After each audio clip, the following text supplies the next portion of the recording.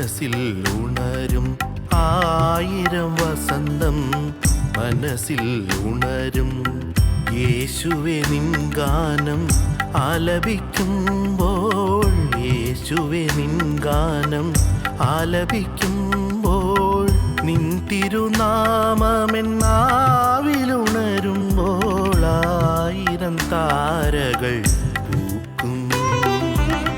കുഞ്ഞുങ്ങൾ പുഞ്ചിരി തൂകും സ്വരത്തിലും നിൻ ഗാനം, പൂക്കൾ തൻ സുഗന്ധത്തിലും തീരാത്ത നിൻ സാമീപ്യം. ആയിരം വസന്തം മനസ്സിൽ ഉണരും, ആയിരം വസന്തം മനസ്സിൽ ഉണരും.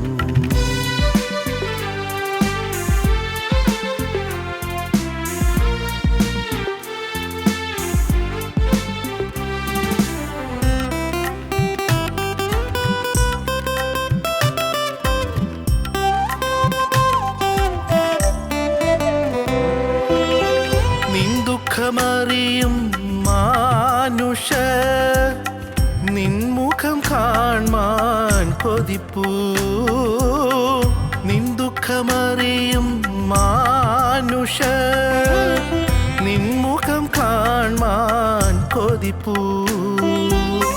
നിന്നെ അറിയുന്നോരാരും ഈ ഉലകിൽ ആനന്ദം നേടാതടങ്ങുകില്ല.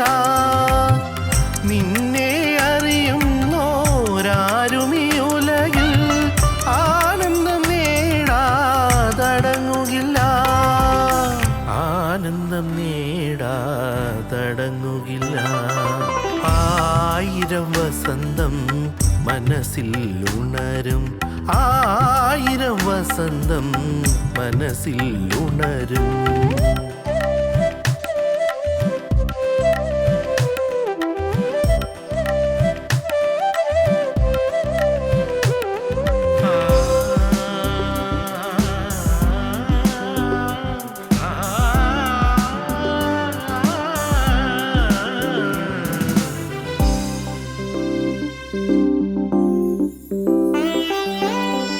നിൻ ദിവ്യപാദം തേടുവോ വയലിലെ പൂ പോലെ ശോഭിതം. നിൻ ദിവ്യപാദം തേടുവോ വയലിലെ പൂ പോലെ ശോഭിതം.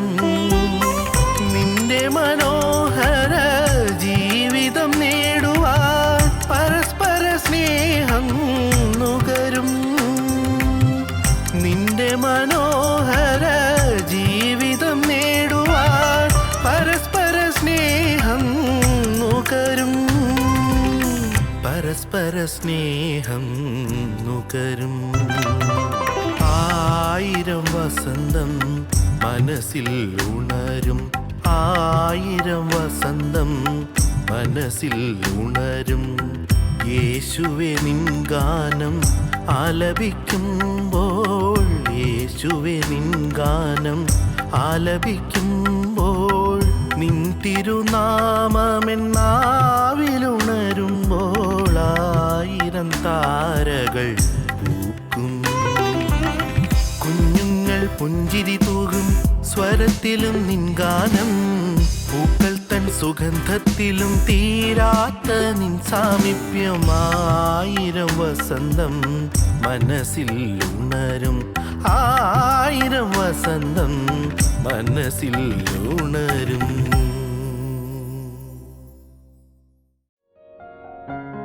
ഞങ്ങളും ക്രൂശിക്കപ്പെട്ട ക്രിസ്തുവിനെ പ്രസംഗിക്കുന്നു. ദൈവത്തിന് സ്തോത്രം. നമുക്ക് വായിക്കാം പത്രോസിൻ്റെ ഒന്നാമത്തെ ലേഖനം 5-ാം അധ്യായം 8-ാം വാക്യം വായിക്കാം. നിർമ്മതരായിരിപ്പീൻ, ഉണർന്നിരിപ്പീൻ. നിങ്ങളുടെ പ്രതിയോഗിയായ പിശാച് അലറുന്ന സിംഹമെന്ന പോലെ ആരെ വിഴുങ്ങേണ്ടുവെന്ന് തിരഞ്ഞ് ചുറ്റി നടക്കുന്നു. ദൈവത്തിന് സ്തോത്രം. ഉണർന്നിരിപ്പീൻ, നിർമ്മതരായിരിപ്പീൻ, ഉണർന്നിരിപ്പീൻ. നിങ്ങളുടെ പ്രതിയോഗിയായ പിശാച് അലറുന്ന സിംഹം എന്ന പോലെ ആര് വിഴുങ്ങേണ്ടുവെന്ന് തിരിഞ്ഞ് ചുറ്റി നടക്കുന്നു. ആര് വിഴുങ്ങേണ്ടുവെന്ന് ചുറ്റിത്തിരിഞ്ഞ് അന്വേഷിച്ചുകൊണ്ടിരിക്കുകയാണ്. ആരെ വിഴുങ്ങേണ്ടു? അലറുന്ന സിംഹം എന്ന പോലെ, അലറുന്ന സിംഹം പോലെ പിശാച് വരുന്നു. അതുകൊണ്ട് ഉണർന്നിരിക്കണം. ഒരു ശത്രുവായി പൈശാചികനുണ്ട്. പ്രിയപ്പെട്ടവരെ, നിങ്ങൾക്ക് ശരിയായി ജാഗരിക്കുന്നവരാണെങ്കിൽ, വിശുദ്ധ ജീവിതത്തിന് കൊതിക്കുന്നവരാണെങ്കിൽ നിങ്ങൾക്ക് മനസ്സിലാകും ശത്രുവിൻ്റെ പോരാട്ടം എന്താണെന്ന്. ഓരോ നാം പ്രതീക്ഷിക്കാത്ത സമയത്ത് പെട്ടെന്നുള്ള പിശാചിൻ്റെ അറ്റാക്സ്, അവൻ്റെ ആക്രമണങ്ങൾ നമുക്ക് മനസ്സിലാകും. പിശാചിൻ്റെ ആക്രമണങ്ങൾ പലതും മനുഷ്യൽ കൂടിയാണ് വരുന്നത്. മനുഷ്യൽ കൂടി വരുന്ന പാപത്തിൻ്റെ പ്രേരണകൾ, മനുഷ്യൽ കൂടി വരുന്നതായ പാപത്തിൻ്റെ പ്രലോഭനങ്ങൾ. പിശാച് ഇങ്ങനെ കെണി വെച്ച് നടക്കുകയാണ്, സൂത്രം വെച്ച് നടക്കുകയാണ്, ഉപായം കൊണ്ട് നടക്കുകയാണ്. എവിടെ വീഴിക്കേണ്ടു? സാത്താൻ അലറുന്ന സിംഹം പോലെ അലറിക്കൊണ്ടാണ് വരുന്നത്. അലറിക്കൊണ്ട് ഇവനെ തകർത്തേ കഴിയൂ, തകർത്തേ തീരൂ എന്ന് നിർബന്ധത്തോടെ. ദൈവത്തിന് സ്തോത്രം. ഇനി ഇവനെ ഒരടി മുന്നോട്ട് വിടുന്നില്ല. ചിലപ്പോൾ നിങ്ങൾക്കൊരു ആക്സിഡൻ്റ് ആയിട്ടായിരിക്കും പിശാച് നിങ്ങളെ വീഴിക്കുന്നത്. ആക്സിഡൻറ്റ്സ് ഇതിനു മുൻപ് ഒരു അവസരത്തിൽ പറഞ്ഞല്ലോ, എല്ലാവരും സൂക്ഷിച്ച് വാഹനം ഓടിക്കണം, ഇല്ലെങ്കിൽ ആക്സിഡൻസ് ഉണ്ടാക്കാൻ പിശാച് അണിനിരന്ന് നിൽക്കുന്നുണ്ടെന്ന്. അണിനിരന്ന് നിൽക്കുന്നുണ്ട്. യാത്രയിൽ പിശാചുക്കൾ നിൽക്കുന്നു, ദുരാത്മാക്കൾ നിൽക്കുന്നു, വാഹനാപകടം വരുത്താൻ. സൂക്ഷിച്ച് യാത്ര ചെയ്യണമെന്ന്. എന്താണത്? ദൈവം അത് കാണുന്നു. പിശാചിൻ്റെ തന്ത്രം ദൈവം കാണുന്നു. അതുകൊണ്ട് നിങ്ങൾ സൂക്ഷിച്ച് യാത്ര ചെയ്യണമെന്ന് പറയുന്നു. പിശാച് ആരെ വിഴുങ്ങേണ്ടുമെന്ന് തിരിഞ്ഞു ചുറ്റി നടക്കുന്നു. ആരെയാണ് വിഴുങ്ങേണ്ടത്? അലർന്ന സിംഹം പോലെ വിഴുങ്ങാൻ നടക്കുകയാണ് സാത്താൻ്റെ ഭീകരശക്തികൾ. പ്രിയപ്പെട്ടവരെ, നമ്മുടെ വീട്ടിൽ കോപാവേശം ഉണ്ടാകുന്നത് എന്തുകൊണ്ടാണ്? ഭാര്യയും ഭർത്താവും തമ്മിൽ കോപിക്കുന്നത് എന്തുകൊണ്ടാണ്? കോപിച്ച് സംസാരിക്കുന്നത് എന്തുകൊണ്ടാണ്? ചിലപ്പോൾ നമുക്ക് ഒട്ടും മാറ്റാൻ വയ്യാത്ത രീതിയിൽ കോപം തകർത്തടിഞ്ഞു വരുന്നത് എന്തുകൊണ്ടാണ്? എന്താ കാരണം? ഒരു പൈശാചിക ശക്തിയുടെ ഭീകരമായ തേർവാഴ്ചയാണ്. അതുകൊണ്ടാണ്. പിശാചിൻ്റെ ഉദ്യമമാണ്. നിങ്ങളുടെ ജീവിതത്തിൽ അരുതാത്ത ചില ചിന്തകൾ വിട്ടാലും പോകാതെ വരുന്നത് എന്തുകൊണ്ടാണ്? ചിന്തകൾ, അഴുക്കായ ചിന്തകൾ വിട്ടാലും പോകുന്നില്ല. എന്തു ചെയ്യും? പ്രിയപ്പെട്ടവരെ, വലിയൊരു അറ്റാക്കാണ് അശുദ്ധമായ ചിന്തകൾ, മലിനമായ മോഹങ്ങൾ. ദൈവത്തിന് സ്തോത്രം. നിങ്ങൾക്ക് ഇതിൽ അനുഭവമാണോ? ഈ മലിനമായ മോഹങ്ങളും അശുദ്ധമായ വികാരങ്ങളും മറ്റും വരുമ്പോൾ നിങ്ങൾ എന്താ ചെയ്യാറുള്ളത്? അതിനെ കയറൂരി വിടുകയല്ല വേണ്ടത്, അങ്ങ് വിട്ടുകളയല്ല വേണ്ടത്. നിങ്ങൾ ഉടനെ ഉയരത്തിലേക്ക് നോക്കണം. യാത്ര ചെയ്യുമ്പോൾ മുകളിലേക്ക് നോക്കണമെന്നല്ല ഈ പറഞ്ഞത്. നിൽക്കുന്നിടത്ത് നിന്നുകൊണ്ട് മുകളിലേക്ക് നോക്കണമെന്നല്ല, ഹൃദയം മുകളിലേക്ക് ഉയർത്തണം. കർത്താവേ, എൻ്റെ ദൈവമേ, നിൻ്റെ രക്തത്തിൽ ഞാൻ ആശ്രയിക്കുന്നു, തിരക്തത്തിൽ ഞാൻ ആശ്രയിക്കുന്നു. ശത്രുവിനെ തുടരുതേ നിങ്ങൾ പറഞ്ഞുകൊള്ളണം. അപ്പോൾ തന്നെ പിശാചുക്കൾ മാറിപ്പോകും. പക്ഷേ അവൻ ലജ്ജയില്ലാത്ത ശത്രുവല്ലേ, അതുകൊണ്ട് അവൻ ലജ്ജയില്ലാതെ പിന്നെയും വരും. അപ്പോഴും പറഞ്ഞുകൊള്ളണം, കർത്താവേ, ഞാൻ നിൻ്റെ മകനല്ലേ, ഞാൻ നിൻ്റെ മകളല്ലേ, നിൻ്റെ തിരക്തമല്ലേ എന്നെ ശുദ്ധീകരിച്ചത്, ആ തിരക്തത്തിൽ ഞാൻ ആശ്രയിക്കുന്നു. ഇപ്പോൾ നീ എന്നെ ശത്രുവിൻ്റെ പിടിയിൽ നിന്ന് വിടുവിക്കണമേ. പ്രാർത്ഥിച്ചുകൊള്ളണം. ദൈവത്തിന് സ്തോത്രം. കോപാവേശം വരുമ്പോൾ പ്രാർത്ഥിച്ചുകൊള്ളണം. വഴക്ക് വരുമ്പോൾ പ്രാർത്ഥിച്ചുകൊള്ളണം. വൈരാഗ്യത്തോടെ സംസാരിക്കാൻ തുടങ്ങുമ്പോൾ പ്രാർത്ഥിച്ചുകൊള്ളണം. ഹൃദയത്തിൽ ഈർഷ്യയും കലുഷിതയും വരുമ്പോൾ ഉടനെ പ്രാർത്ഥിച്ചുകൊള്ളണം. എൻ്റെ കർത്താവേ, ശത്രു വരുന്നേ ദൈവത്തോട് പറഞ്ഞുകൊള്ളണം. അപ്പോൾ നിങ്ങൾക്ക് ജയം കിട്ടും. അതാണ് പോരാട്ട ജീവിതം. പോരാട്ടം, ക്രിസ്തീയ ജീവിതം പോരാട്ട ജീവിതമാണ്. പോരാട്ടം എന്ന് പറയുന്നത് ഈ ലോകത്തിലെ കഷ്ടപ്പാടൊന്നുമല്ല. പോരാട്ട ജീവിതം പിശാചിൻ്റെ പാപത്തിൻ്റെ പ്രലോഭനങ്ങളുള്ളതായ പോരാട്ടമാണ്. പിശാചിനോട് എതിർത്ത് നിൽപ്പീൻ, എന്നാലും നിങ്ങളെ വിട്ട് ഓടിപ്പോകും. പിശാചിനോട് എതിർത്ത് നിൽപ്പീൻ, എന്നാൽ നിങ്ങളെ വിട്ട് ഓടിപ്പോകും. ദൈവത്തോട് അടുത്ത് ചെല്ലുവീൻ, എന്നാലും നിങ്ങളോട് അടുത്ത് വരും. യാക്കോബിൻ ലേഖനം 4-ാം അധ്യായം. പിശാചിനോട് എതിർത്ത് നിൽപ്പീൻ, എന്നാൽ അവൻ നിങ്ങളെ വിട്ട് ഓടിപ്പോകും. ദൈവത്തോട് അടുത്ത് ചെല്ലുവീൻ, എന്നാൽ അവൻ നിങ്ങളോടും അടുത്ത് വരും. പ്രിയപ്പെട്ടവരെ, എപ്പോഴും ദൈവത്തോടടുത്ത് നിൽക്കണം. ദൈവം ഒരു ചിന്ത വേണം. യേശുക്രിസ്തുവിനെ കാണുന്നു, യേശുക്രിസ്തുവിനെ സ്നേഹിക്കുന്നു. ആ സ്നേഹത്തെ എനിക്ക് മുറിപ്പെടുത്താൻ വയ്യ, ഞാൻ മുറിപ്പെടുത്തുകയില്ല. ആ സ്നേഹത്തെ ഞാൻ വ്യസനിപ്പിക്കാൻ പാടില്ല, ഇല്ല, ഞാൻ ഒരിക്കലും ചെയ്യുകയില്ല. ഈ ഒരു ചിന്ത മനസ്സിലുണ്ടായാൽ മതി, നിങ്ങൾക്ക് രക്ഷപ്പെടാം. വൈരാഗ്യ ചിന്തകൾ വരും, കോപാവേശത്തിൻ്റെ ചിന്തകൾ വരും, ചില മുഷ്ടിലുകൾ വരും, ചിലപ്പോൾ ചിലരോട് ഈർഷ്യ വരും, ചിലപ്പോൾ ചിലരോട് നീരസം വരും, കയ്പ് വരും, വിദ്വേഷം വരും. അതെല്ലാം വരുമ്പോൾ തന്നെ അപ്പോൾ തന്നെ അറിഞ്ഞുകൊള്ളണം. പെട്ടെന്ന് യഥാർത്ഥമായി വിശ്വാസം ജീവിക്കുന്ന ദൈവവേദലിന് ഉള്ളിൽ അലാറം മുഴങ്ങും. അപ്പോൾ ഉള്ളിൽ ശത്രു വരുന്നേ എന്ന് പെട്ടെന്ന് അലാറം. ചില ഒരു ബെല്ലടിക്കുന്ന ശബ്ദമല്ല ഈ പറഞ്ഞത്, ആത്മാവിൻ്റെ അലാറം. ദൈവത്തിന് സ്തോത്രം. ഉടനെ നിങ്ങൾ അയ്യോ ശത്രു വരുന്ന കർത്താവെ രക്ഷിച്ചോളണേ. ഉടനെ നിങ്ങൾ വിജിലൻ്റായി, നിങ്ങൾ അലർട്ടായി, നിങ്ങൾ ജാഗ്രതയായി ഉടനെ പ്രാർത്ഥിക്കുന്നു. ഉണർന്നിരിപ്പീൻ, നിങ്ങളുടെ പ്രതിയോഗിയായ പിശാച് അലറുന്ന സിംഹം എന്ന പോലെ ആര് വിഴുങ്ങേണ്ടുവെന്ന് തിരിഞ്ഞ് ചുറ്റി നടക്കുന്നു. നിർമ്മതരായിരിപ്പീൻ, ഉണർന്നിരിപ്പീൻ. ദൈവത്തിന് സ്തോത്രം. പൈശാചിക ശക്തിയോടാണ് നമ്മുടെ പോരാട്ടം. എഫേസ്യ ലേഖനം 6-ാം അധ്യായം 10-ാം വാക്യങ്ങൾ വായിക്കുമ്പോൾ കാണാം, നമുക്ക് പോരാട്ടമുള്ളത് ജഡരക്തങ്ങളോടല്ല, മനുഷ്യരോടല്ല നമ്മുടെ യുദ്ധം. നമുക്ക് പോരാട്ടമുള്ളത് ജഡരക്തങ്ങളോടല്ല. പിശാച് ചിലരെ അവൻ്റെ ആയുധമായി പറഞ്ഞു വിടുന്നതേ ഉള്ളൂ. എന്നെ വീഴിക്കാൻ, നിങ്ങൾ ഓരോരുത്തരെയും വീഴിക്കാൻ പിശാച് ചിലരെ ഫലമേൽപ്പിച്ചു വിടും. അവർ പിശാചിൻ്റെ ഏജന്റുമാരാണ്. നമുക്ക് പോരാട്ടമുള്ളത് ആ ഏജന്റുമാരോടല്ല, പിശാചിനോടാണ്. ആ ഏജന്റുമാരെ നമ്മുടെ ഇടയ്ക്കിലേക്ക് പറഞ്ഞു വിടുന്ന ദുഷ്ട പിശാചിനോടാണ് നമ്മുടെ യുദ്ധം. നമുക്ക് പോരാട്ടമുള്ളത് ജഡരക്തങ്ങളോടല്ല, വാഴ്ചകളോടും അധികാരങ്ങളോടും ഈ അന്ധകാരത്തിൻ്റെ ലോക അധിപതികളോടും സ്വർലോകങ്ങളുടെ ദുഷ്ടാത്മ സേനയോടും അത്ര. ദുഷ്ടാത്മസേന, ദൈവത്തിന് സ്തോത്രം. സഹോദരങ്ങളെ, ദുഷ്ടാത്മസേന ഇങ്ങനെ എതിർത്ത് വരുന്നു. ദാനിയേൽ 10-ാം അധ്യായം വായിക്കുമ്പോൾ കാണാം, അവിടെ പാർസി ദേശത്തിൻ്റെ പ്രഭു എന്ന് പറയുന്നു, യവന പ്രഭു എന്ന് പറയുന്നു. എന്താ ഇതെല്ലാം? ഓരോ ദേശത്തേക്കും പിശാച് അതിൻ്റെ ദൂതന്മാരുടെ മേലാളന്മാരാക്കിയിട്ടുണ്ട്. ദൂതന്മാരുടെ മേലാളന്മാർ, പിശാചിൻ്റെ അണികൾ, അതിൻ്റെ ശതാധിപന്, അതുപോലെ സഹസ്രാധിപൻ എന്നിങ്ങനെ അനേകം റാങ്കുകൾ കൊടുത്തിട്ടുണ്ട് പിശാചിൻ്റെ വേലക്കാർക്ക്, പിശാചിൻ്റെ ദൂതന്മാർക്ക്. ഓരോ സ്ഥലത്തേക്കുമുണ്ട്, ഓരോ ഭവനത്തിലേക്കുമുണ്ട്, ഓരോ വ്യക്തിയിലേക്കുമുണ്ട്. ഇന്നയാളുടെ ആത്മീയ ജീവിതം തകർക്കണമെന്ന് പറഞ്ഞ് പിശാച് പറഞ്ഞു വിടുകയാണ്, സാത്താൻ പറഞ്ഞു വിടുകയാണ്. ഇന്ന ഗ്രൂപ്പ് തകർത്ത് കളയണമെന്ന് പറഞ്ഞ് പിശാച് ഗ്രൂപ്പിലേക്ക് അയക്കുകയാണ്, പ്രാർത്ഥനാ ഗ്രൂപ്പിലേക്ക് അയക്കുന്നു. പിന്നെ സഭയെ മുടിച്ചു കളയണമെന്ന് പറഞ്ഞ് പിശാച് സഭയുടെ നേരെ അയക്കുന്നു. വലിയൊരു കൂട്ടം സൈന്യമാണ് വരുന്നത്. പലപ്പോഴും സഭയുടെ നേതാക്കന്മാർ അറിയുന്നില്ല. ഈ വഴക്കും വക്കാണും എല്ലാം പിശാചിന് കണിയാണെന്ന് ആരും അറിയുന്നില്ല. ഈ കേസും വഴക്കും ബഹളവും അഭിപ്രായ വ്യത്യാസവും എല്ലാം പിശാചിന് കണിയാണെന്ന് ആരും ഗ്രഹിക്കുന്നില്ല. പിശാചിന് ജയിച്ചുകൊണ്ടിരിക്കുകയാണ്. ദൈവത്തിന് സ്തോത്രം. പ്രിയപ്പെട്ടവരെ, സാത്താൻ കെണി വയ്ക്കുന്നുണ്ട്. അവൻ തന്ത്രപൂർവ്വം നിങ്ങൾ വീഴിക്കാൻ ശ്രമിക്കുകയാണ്. യവന പ്രഭു എന്ന് പറയുന്നതും പാർസി രാജ്യത്തിൻ്റെ പ്രഭു എന്ന് പറയുന്നതെല്ലാം പേർഷ്യൻ രാജ്യത്തിൻ്റെ പ്രഭുവായി ഒരു പൈശാചിക സേനയുടെ കമാൻഡറെ ആക്കിയിട്ടുണ്ട്, ടെറിട്ടോറിയൽ കമാൻഡർ. യവന പ്രഭു എന്ന് പറയുന്നത് ഗ്രീക്ക് സാമ്രാജ്യത്തിൻ്റെ അടിയിളക്കാൻ തക്കവണ്ണം, അതിന് കടവഴി കളയാൻ തക്കവണ്ണം, അത് നശിപ്പിക്കാൻ തക്കവണ്ണം പിശാച് ഒരു വലിയൊരു കൂട്ടം സൈന്യത്തെ ആക്കിയിരിക്കുന്നു. യവന പ്രഭു അതിൻ്റെ ടെറിട്ടോറിയൽ കമാൻഡറാണ് യവന പ്രഭു. എല്ലാ സ്ഥലത്തും എല്ലാ വീടിനും പിശാചിൻ്റെ കണിയുണ്ട്. പിശാചിങ്ങനെ ഉന്നം നോക്കി നിൽക്കുകയാണ്. നിങ്ങൾ അറിയുന്നുണ്ടോ? ആരെങ്കിലും അറിയുന്നുണ്ടോ ഇത് പിശാചിങ്ങനെ എന്നെ വീഴിക്കാൻ വരുന്നെന്ന്?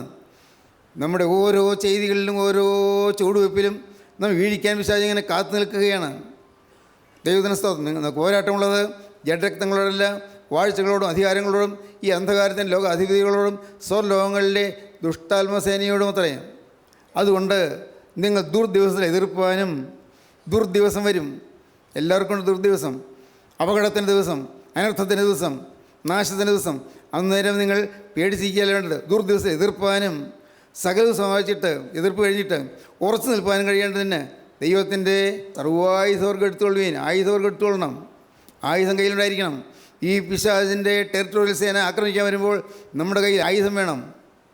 ചിലപ്പോൾ ലോക ഇമ്പങ്ങളായിരിക്കും നമ്മെ ആകർഷിക്കുന്നത്, ലോകമയത്വമായിരിക്കും നമ്മെ ആകർഷിക്കുന്നത്, ലോകമനുഷ്യർ ചെയ്യുന്നത് പോലെ പലതും ചെയ്യുവാനുള്ള ഒരു പ്രേരണയായിരിക്കും നമ്മെ അപകടത്തിലാക്കുന്നത്. ലോകമനുഷ്യർ ചെയ്യുന്നത് പോലെ അവരെ പോലുള്ളതായ പല പല പല കാര്യങ്ങളിൽ ഇടപെടാനായിരിക്കും പിശാച് നമുക്ക് പരീക്ഷ തരുന്നത്. ദുർദിവസമാണ്. ദുർദിവസത്തിൽ എതിർപ്പാനും സകലവും സമാപിച്ചിട്ട് ഉറച്ചു നിൽപ്പാനും കഴിയേണ്ടതിന് ദൈവത്തിൻ്റെ സർവായുധവർഗം എടുത്തുകൊള്ളുവീൻ. നിങ്ങളുടെ ഇരയ്ക്ക് സത്യം കെട്ടിയും, അരക്കെട്ട് സത്യം, നിങ്ങളുടെ ഇരയ്ക്ക് സത്യം കെട്ടിയും നീതി എന്ന കവചം ധരിച്ചും, ഒരു വലിയ കവചം, നീതി എന്ന കവചം ധരിച്ചും, സമാധാന സുവിശേഷത്തിനായുള്ളൊരുക്കം കാലിന് ചെരുപ്പാക്കിയും, എല്ലാറ്റിനും മീതെ ദുഷ്ടൻ്റെ തീയമ്പുകളൊക്കെയും കെടുക്കുവാൻ തക്കതായ വിശ്വാസം എന്ന പരിചയം എടുത്തുകൊണ്ട് നിൽപ്പീൻ. രക്ഷ എന്ന ശരസ്ത്രവും ദൈവജനെന്ന ആത്മാവിൻ്റെ വാളും കൈക്കൊള്ളുവീൻ. സ്തോത്രം. പക്ഷേ അതിൻ്റെ നേരെ പ്രയോഗിക്കാൻ ഒരു ആയുധമേ ഉള്ളൂ, വാള്. മറ്റെല്ലാം തടുക്കാനാണ്, ഇങ്ങോട്ട് വെട്ടി തടുക്കാനല്ല. സത്യം എന്ന അരക്കെട്ട്, നീതി എന്ന കവചം, സമാധാന സുവിശേഷത്തിനുള്ള ഒരുക്കം കാലിന് ചെരുപ്പ്, രക്ഷയുടെ ശരസ്ത്രം, ഇതെല്ലാം, ശരസ്ത്രം വെച്ചാൽ ഹെൽമെറ്റ്, ഇതെല്ലാം ശത്രുവിൻ്റെ ആക്രമണത്തെ ചെറുക്കാനുള്ളതാണ്. അതിനെ അങ്ങോട്ട് വെട്ടാനുള്ളതല്ല, അതിനെ പ്രതിരോധിക്കാനുള്ളതാണ്. പക്ഷേ അങ്ങോട്ട് തക്ക സമയം വരുമ്പോൾ വാളുകൊണ്ട് വെട്ടണം. വാളേതാണ്? വചനം. വചനം എന്ന ആത്മാവിൻ്റെ വാളും കൈക്കൊള്ളുവീൻ. സകല പ്രാർത്ഥനയാലും യാചനയാലും ഏതു നേരത്തും ആത്മാവിൽ പ്രാർത്ഥിച്ചും അതിനായി ജാഗരിച്ചും കൊണ്ട് സകല വിശുദ്ധന്മാർക്കും എനിക്ക് വേണ്ടി പ്രാർത്ഥനയിൽ പൂർണ്ണസ്ഥിരത കാണിപ്പീൻ. എഫേസ്യ ലേഖനത്തിലെ വാക്യങ്ങൾ നിങ്ങൾ കാണാതിരിക്കേണ്ട വാക്യങ്ങളാണ്. ദൈവത്തിന് സ്തോത്രം. എഫേസ്യ ലേഖനം 6:10 വായിച്ച്. ഒടുവിൽ കർത്താവിലും അവൻ്റെ അമിതബലത്തിലും ശക്തിപ്പെടുവീൻ. പിശാചിന് തന്ത്രങ്ങളോട് എതിർത്ത് നിൽപ്പാൻ കഴിയേണ്ടതിന് ദൈവത്തിൻ്റെ സർവായുധവർഗം ധരിച്ചുകൊള്ളുവീൻ. നമുക്ക് പോരാട്ടമുള്ളത് ജഡരക്തങ്ങളോടല്ല, വാഴ്ചകളോടും അധികാരങ്ങളോടും ഈ അന്ധകാരത്തിൻ്റെ ലോകാധിപതികളോടും സ്വർലോകങ്ങളിലെ ദുഷ്ടാത്മസേനയോടുമത്രേ. അതുകൊണ്ട് നിങ്ങൾ ദുർദിവസത്തിൽ എതിർപ്പാനും സകലവും സമാപിച്ചിട്ട് ഉറച്ചു നിൽപ്പാനും കഴിയേണ്ടതിന് ദൈവത്തിൻ്റെ സർവായുധവർഗം എടുത്തുകൊള്ളുവീൻ. നിങ്ങളുടെ അരയ്ക്ക് സത്യം കെട്ടിയും നീതി എന്ന കവചം ധരിച്ചും സമാധാന സുവിശേഷത്തിനായുള്ള ഒരുക്കം കാലിന് ചെരുപ്പാക്കിയും എല്ലാറ്റിനും മീതെ ദുഷ്ടൻ്റെ തീയമ്പുകളെ ഒക്കെയും കെടുക്കുവാൻ തക്കതായ വിശ്വാസമെന്ന പരിച എടുത്തുകൊണ്ടും നിൽപ്പീൻ. രക്ഷ എന്ന ശിരസ്ത്രവും ദൈവവചനമെന്ന ആത്മാവിൻ്റെ വാളും കൈക്കൊള്ളുവീൻ. സകല പ്രാർത്ഥനയാലും യാചനയാലും ഏതു നേരത്തും ആത്മാവിൽ പ്രാർത്ഥിച്ചും അതിനായി ജാഗരിച്ചും കൊണ്ട് സകല വിശുദ്ധന്മാർക്കും എനിക്കും വേണ്ടി പ്രാർത്ഥനയിൽ പൂർണ്ണ സ്ഥിരത കാണിപ്പീൻ. ദൈവത്തിന് സ്തോത്രം. ആയുധവർഗം ധരിച്ചുകൊണ്ട് നിൽക്കണം. നമ്മുടെ ജീവിതത്തിൽ ഒരിക്കലും നമുക്ക് നഷ്ടം വരരുത്. അലസലായി പോകരുത്. നാം ഉറങ്ങിപ്പോകരുത്. മയങ്ങരുത്. ഉണർന്നിരിപ്പീൻ. പിശാചിൻ്റെ തന്ത്രങ്ങൾ ജയിക്കാൻ ഉണർന്നിരിക്കേണ്ടത് ആവശ്യമാണ്. മൂന്നാമത്തെ കാര്യം മത്തായി 26:41. പരീക്ഷയിൽ അകപ്പെടാതിരിപ്പാൻ ഉണർന്നിരുന്ന് പ്രാർത്ഥിപ്പീൻ. പരീക്ഷയിൽ അകപ്പെടാതിരിപ്പാൻ ഉണർന്നിരുന്ന് പ്രാർത്ഥിപ്പീൻ. പരീക്ഷകനുണ്ട്. പരീക്ഷയിൽ അകപ്പെടാതിരിപ്പാൻ ഉണർന്നിരുന്ന് പ്രാർത്ഥിപ്പീൻ. രാത്രി ഉറക്കളച്ച് പ്രാർത്ഥിക്കണമെന്നല്ല പറഞ്ഞത്. എപ്പോഴും ഹൃദയം ഉണർന്നിരിക്കണം. പരീക്ഷകനുണ്ട്. നമ്മുടെ വീക്ക് പോയിൻ്റ് പിശാചിനറിയാം. നമ്മുടെ ബലഹീനവശം പിശാചിനറിയാം. എവിടെയാണ് നമ്മൾ വീഴ്ക്കേണ്ടതെന്ന് അവനറിയാം. ഒരുപക്ഷെ പണത്തിൻ്റെ കാര്യത്തിലായിരിക്കാം, അല്ലെങ്കിൽ അധികാരത്തിൻ്റെ കാര്യത്തിലായിരിക്കാം, അല്ലെങ്കിൽ ഏതെങ്കിലും വൈരാഗ്യത്തിൻ്റെയോ വാശിയുടെയോ കാര്യത്തിലായിരിക്കാം, ഏതെങ്കിലും ഭൗതികമായ വിഷയങ്ങളിലായിരിക്കാം. ഏതെങ്കിലും കാര്യങ്ങൾ അവനറിയാം. നമ്മുടെ ബലഹീനവശം ഏതാണെന്ന് അവനറിയാം. ആ ബലഹീനവശം അവൻ അറിഞ്ഞ് അവിടെ അവൻ ആക്രമിക്കാൻ വരും. പിശാചിൻ്റെ തന്ത്രങ്ങൾ. ദൈവത്തിന് സ്തോത്രം. പിശാചിൻ്റെ പരീക്ഷകൾ വരും. പരീക്ഷയിൽ അകപ്പെടാതിരിപ്പാൻ ഉണർന്നിരുന്ന് പ്രാർത്ഥിപ്പീൻ. നാം ഓരോ ദിവസവും അനേകം പരീക്ഷകളെ നേരിടുന്നവരാണ്. അനേകം പരീക്ഷകൾ, അനേകം പരിശോധനകൾ, അനേകം പരീക്ഷകൾ. വിശ്വാസ ജീവിതത്തിൽ മുന്നോട്ട് പോകാൻ നിങ്ങൾ ആഗ്രഹിക്കുമ്പോൾ നിങ്ങൾക്കിത് മനസ്സിലാകും. ഇപ്പോൾ നിങ്ങൾ വെറുതെ കേട്ടിരിക്കുന്നതേ ഉള്ളൂ. ആത്മീയമായ ജീവിതത്തിൽ മുന്നോട്ട് പോകാൻ ശ്രമിക്കുമ്പോൾ നിങ്ങൾക്കറിയാം, നിങ്ങളുടെ ആത്മീയ ജീവിതത്തിൽ തടസ്സം വയ്ക്കുന്നതായ അനേകം പരീക്ഷകൾ വരുന്നത് നിങ്ങൾക്കറിയാം. ഒരുപക്ഷേ പ്രകടമായ പാവത്തിൻ്റെ പ്രലോഭനങ്ങൾ വരുന്നില്ലായിരിക്കാം. നല്ലത്. പ്രകടമായ തെറ്റിൻ്റെ പ്രലോഭനങ്ങൾ വരില്ലായിരിക്കും. ഇനിയും മദ്യപാനം ചെയ്യണമെന്ന് തോന്നുന്നില്ലായിരിക്കും. നല്ലതാണ്.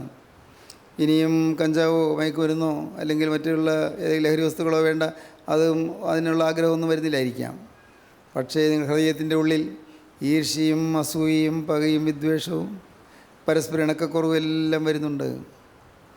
ഉണർന്നിരിപ്പീൻ. വളരെ കരുതലോടെ ഇരിക്കണം. പിശാച് തന്ത്രശാലിയാണ്.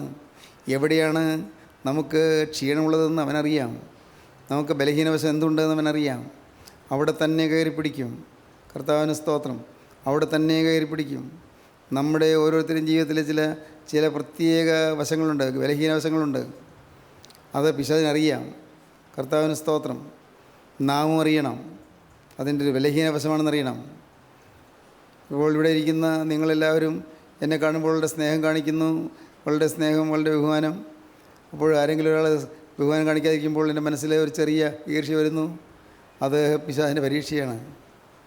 എൻ്റെ അന്തരാത്മാവിൽ ആ ഭാഗം മരിച്ചിട്ടില്ല. എന്നെ മാനിക്കുന്നവരോട് എനിക്കൊരു പ്രത്യേക ഇഷ്ടം, മാനിക്കാത്തവരോട് ഇഷ്ടക്കുറവ്.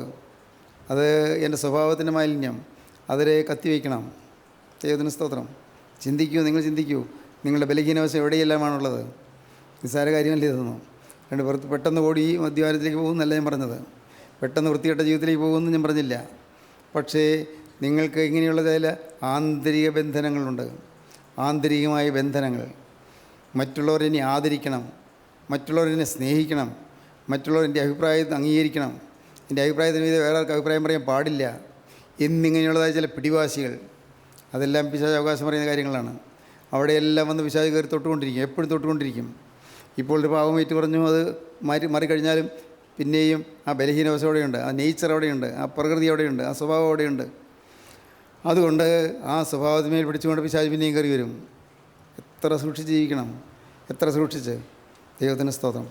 പരീക്ഷയിലകപ്പെടാതിരിപ്പാൻ ഉണർന്നിരുന്ന് പ്രാർത്ഥിപ്പീൻ. ഉണർന്നിരിപ്പീൻ. വീണ്ടും വായിക്കാം. മത്തായി 24:42-43. നിങ്ങളുടെ കർത്താവ് ഏത് ദിവസത്തിൽ വരുന്നുവെന്ന് നിങ്ങൾ അറിയായകൊണ്ട് ഉണർന്നിരിപ്പീൻ. കർത്താവ് വരുന്നത് എപ്പോഴാണ് നിങ്ങൾ അറിയാത്തത് കൊണ്ട് ഉണർന്നിരിപ്പീൻ. അറിഞ്ഞുകൂടാ. എപ്പോഴാണെന്ന് അറിഞ്ഞുകൂടാ. യേശുക്രിസ്തു വീണ്ടും വരും. സഹോദരങ്ങളെ, നിങ്ങളൊരു സെക്കൻഡ് ചിന്തിക്കാമോ? യേശുക്രിസ്തു വീണ്ടും വരും എന്ന് ഞാൻ വിശ്വസിക്കുന്നുണ്ടോ? നിങ്ങൾ ചിന്തിക്കൂ. മറുപടി പറയണ്ട. ചിന്തിക്കൂ. യേശുക്രിസ്തു വരും എന്ന് ഞാൻ വിശ്വസിക്കുന്നുണ്ടോ? എൻ്റെ ജീവിതകാലത്ത് ആയിക്കൂടുന്നില്ലല്ലോ, അത് ഇന്നായിക്കൂടുന്നില്ലല്ലോ, അത് ഏതാനും വർഷം കഴിഞ്ഞായിക്കൂടുന്നില്ലല്ലോ. യേശു ക്രിസ്തു വീണ്ടും വരും. ജീവനുള്ളവരെയും മരിച്ചവരെയും ന്യായം വിധിപ്പാൻ തൻ്റെ വലിയ മഹത്വത്തോടെ ഇനിയും വരുവാനിരിക്കുന്നവനും നാം പ്രാർത്ഥിക്കുന്നുണ്ടല്ലോ. പക്ഷേ ജീവനുള്ളവരെയും മരിച്ചവരെയും ന്യായം വിധിപ്പാൻ തൻ്റെ വലിയ മഹത്വത്തോടെ ഇനിയും വരുവാനിരിക്കുന്നതിനായ കർത്താവ് യേശു ക്രിസ്തുവിൽ നിന്ന് വിശ്വസിക്കുന്നുണ്ടോ? ദൈവത്തിന് സ്തോത്രം. ഞങ്ങളുടെ കർത്താവേ, നിൻ്റെ മരണത്തെ ഞങ്ങൾ ഓർക്കുകയും നിൻ്റെ ഉയർത്തെഴുന്നേൽപ്പിനെ ഏറ്റുപറയുകയും നിൻ്റെ രണ്ടാമത്തെ എഴുന്നള്ളത്തിനായി ഞങ്ങൾ നോക്കി പാർക്കുകയും ചെയ്യുന്നു. നോക്കി പാർക്കുന്നുണ്ടോ? ചുമ്മാ ചൊല്ലിയ ഫലമുണ്ടോ? വെറുതെ ചൊല്ലി തീർത്താൽ ഫലമുണ്ടോ? പുസ്തകം നോക്കിയോ അല്ല കാണാതെ പഠിച്ചോ കുർബാനയിൽ ചൊല്ലും. രണ്ടാമത്തെ എഴുന്നള്ളത്തിനായി ഞങ്ങൾ നോക്കി പാർക്കുന്നു. പാടും. നിൻ്റെ മഹത്വം ഉദിക്കുന്ന ആൾ നിൽക്കണമോ വലഭാഗത്തിൽ. നിൻ്റെ മഹത്വം ഉദിക്കുന്നൊരു ദിവസം ഉണ്ടെന്ന് ആർക്കെങ്കിലും വിശ്വാസമുണ്ടോ? ഇല്ല പ്രിയരേ, ഇല്ല. നമ്മൾ പലരും ഇതൊക്കെ ചൊല്ലുന്നേ ഉള്ളൂ, ഒന്നും അർത്ഥം അറിയുന്നില്ല, ഗ്രഹിക്കുന്നില്ല, ഒരുങ്ങുന്നില്ല. ദൈവത്തിന് സ്തോത്രം, ദൈവത്തിന് സ്തോത്രം. എത്ര മനോഹരമായിട്ടാണ് പിതാക്കന്മാർ എഴുതി വച്ചിരിക്കുന്നത്. വ്യക്തമായ കാര്യം. വരും നാഴി അറിയാതെ കൊണ്ട് നിങ്ങൾ ഉണർന്നിരിപ്പീൻ, യജമാനൻ വരും. അന്നേരത്ത് ഉണർവുള്ളവരായി കാണും ദാസന്മാരത്രേ ധന്യന്മാർ. അന്നേരത്ത് ഉണർവുള്ളവരായി കാണും ദാസന്മാർ മാത്രമേ ധന്യന്മാരായിട്ടുള്ളൂ. ദൈവത്തിന് സ്തോത്രം. രാവുകളില്ലാതെ മുന്തിരിത്തോട്ടത്തിൽ വേല ചെയ്ത ദാസന്മാരെ കർത്താവായ യേശു ക്രിസ്തു അവരെ ശുശ്രൂഷിക്കും. പിതാവായ ദൈവം തിരുമേശയെങ്കിലേക്ക് അവരെ ആനയിക്കും. പരിശുദ്ധാത്മാവ് അവരുടെ തലമേൽ കിരീടം ചൂടിക്കും. എത്ര അർത്ഥവത്തായ ഗീതമാണത്. ഇതൊക്കെ പാടുന്നുണ്ടോ? ഇല്ലേ? നാം പാടുന്നില്ലേ? ഞാൻ ചിന്തിക്കുകയാണ്, എൻ്റെ കർത്താവേ, ഈ ഗീതങ്ങളുടെയൊക്കെ അർത്ഥം ഒന്ന് പറഞ്ഞു കൊടുക്കാൻ നമ്മുടെ പള്ളിയിലെ കുർബാനത്തിലുള്ള പ്രസംഗങ്ങളൊക്കെ എങ്ങനെയൊക്കെ ആയ വേണ്ടില്ലായിരുന്നു. അച്ഛൻ പ്രസംഗിക്കും, കുർബാനത്തിൽ പ്രസംഗിക്കും. ആ പ്രസംഗങ്ങളെ ഞാൻ കുറച്ച് കാണുകയല്ല, പക്ഷേ നമ്മുടെ കുർബാനത്തിലെ പ്രസംഗങ്ങൾ ഇങ്ങനെയൊക്കെ ആയിരുന്നെങ്കിൽ എന്ത് നല്ലതായിരുന്നു. അതുപോലെ ഈ പേരുദാസിക്ക് വരുന്നു, അച്ഛൻ വീട്ടുദാസിക്ക് വരുന്നു.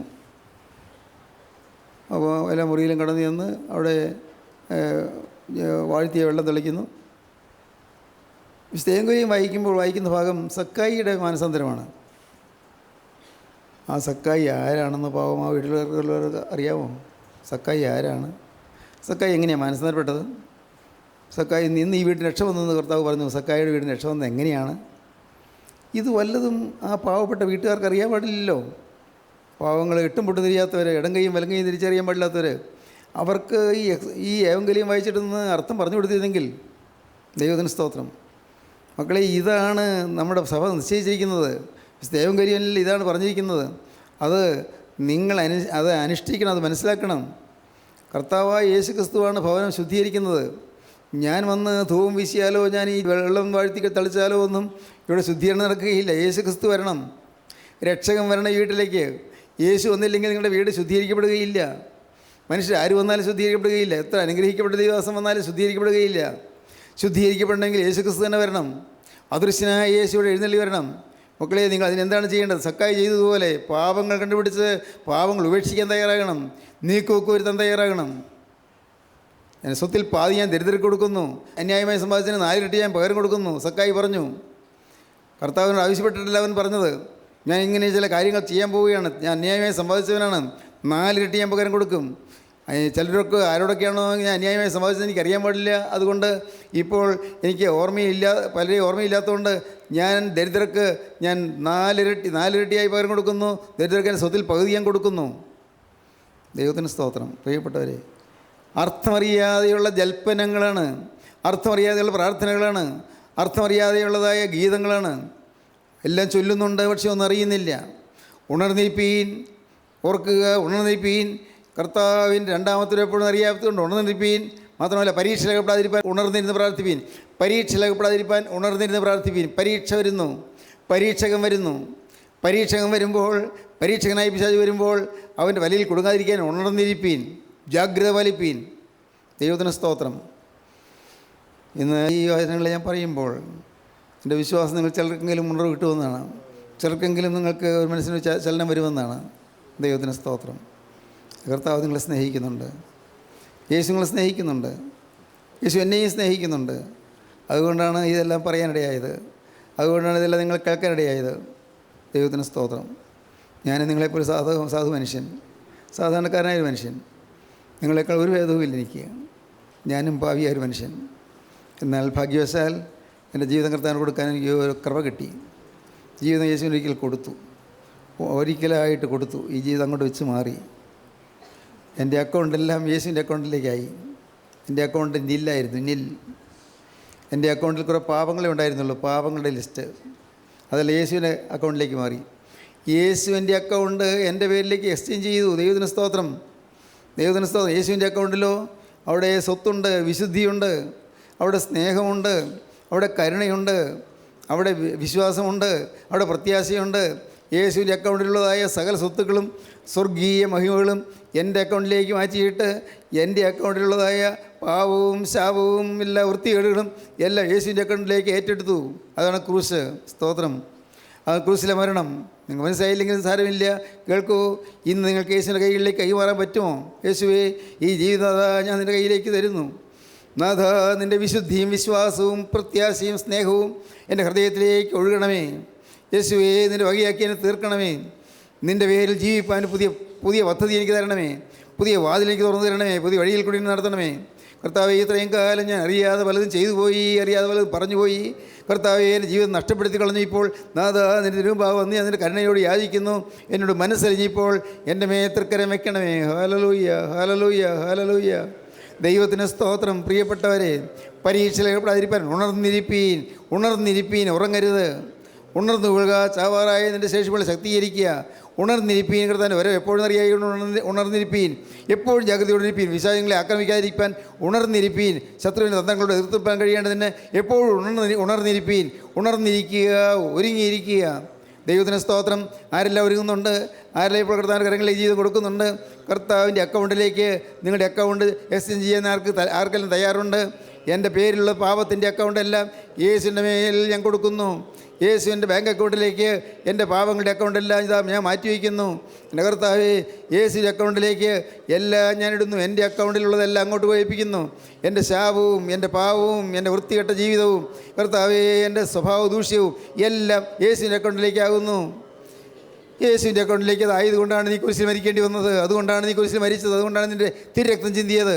എൻ്റെ അക്കൗണ്ടിലേക്ക് യേശുവേ, നിൻ്റെ സ്നേഹം, നിൻ്റെ വിശുദ്ധി, നിൻ്റെ പ്രത്യാശ, യേശുവേ, നിൻ്റെ വിശ്വാസം, നിൻ്റെ സ്വത്ത് എൻ്റെ പേരിൽ തരുന്നു. കർത്താവേ, ഞാൻ വിശ്വസിക്കുന്നു. ആർക്ക് വിശ്വാസമുണ്ട്? ഹല്ലേലൂയ. ആർക്ക് വിശ്വാസമുണ്ട്? ആർക്ക് യേശുവിൻ്റെ കരങ്ങളിലേക്ക് കൊടുക്കാൻ താല്പര്യമുണ്ട്? അക്കൗണ്ട് മാറാൻ ആർക്ക് താല്പര്യമുണ്ട്? ദൈവത്തിന് സ്തോത്രം. യേശു അതിൻ്റെ അരികത്വം നിൽക്കുന്നു. യേശു കര നീട്ടി നിൽക്കുന്നു. മകനെ, ഒരു നല്ല അവസരമാണ് നിനക്ക് തന്നിരിക്കുന്നത്. മകളെ, നിനക്ക് ഏറ്റവും നല്ല അവസരമാണ് തന്നിരിക്കുന്നത്. നീ സ്വീകരിക്കൂ ഈ നല്ല അവസരത്തെ, ഉപയോഗപ്പെടുത്തൂ ഈ നല്ല അവസരത്തെ. എൻ്റെ കയ്യിലേക്ക് നിൻ്റെ ജീവിതം തരൂ. നീ ഇപ്പോൾ തന്നെ നിൻ്റെ ജീവിതം എൻ്റെ കരങ്ങളിലേക്ക് ഫലമേൽപ്പിക്കൂ. ഞാൻ നിന്നെ നയിക്കാം, ഞാൻ നിന്നെ നടത്താം, ഞാൻ നിന്നെ അനുഗ്രഹിക്കാം. ഹല്ലേലൂയ. കാരുണ്യവാനായ ഞങ്ങളുടെ സ്വർഗീയ പിതാവേ, ഈ അത്ഭുത നിമിഷങ്ങൾക്കായി ഞങ്ങൾ നിന്നെ സ്തുതിക്കുന്നു. ഞങ്ങൾ നിന്നെ സ്തോത്രം ചെയ്യുന്നു. ഞങ്ങളുടെ മേൽ ഉണർവിൻ്റെ കാറ്റടിക്കുന്നതിനായി നന്ദിയോടെ സ്തോത്രം. പരിശുദ്ധാത്മാവിൻ്റെ ഇളം കാറ്റ് ഞങ്ങളുടെ മേൽ വീശിക്കൊണ്ടിരിക്കുന്നതിനായി നന്ദിയോടെ സ്തോത്രം. എല്ലാവരെയും ഉണർത്തണമേ കർത്താവേ, എല്ലാവരെയും അനുഗ്രഹിക്കണമേ. എൻ്റെ കർത്താവേ, അവിടുത്തെ രണ്ടാമത്തെ വരവിന് വേണ്ടി എല്ലാവരെയും ഒരുക്കണമേ. യേശുനാഥൻ്റെ പരിശുദ്ധമായ നാമത്തിൽ പ്രാർത്ഥിക്കുന്ന കൃപയോടെ കേൾക്കണം പിതാവേ. ആമീൻ. Hallelujah, hallelujah, hallelujah.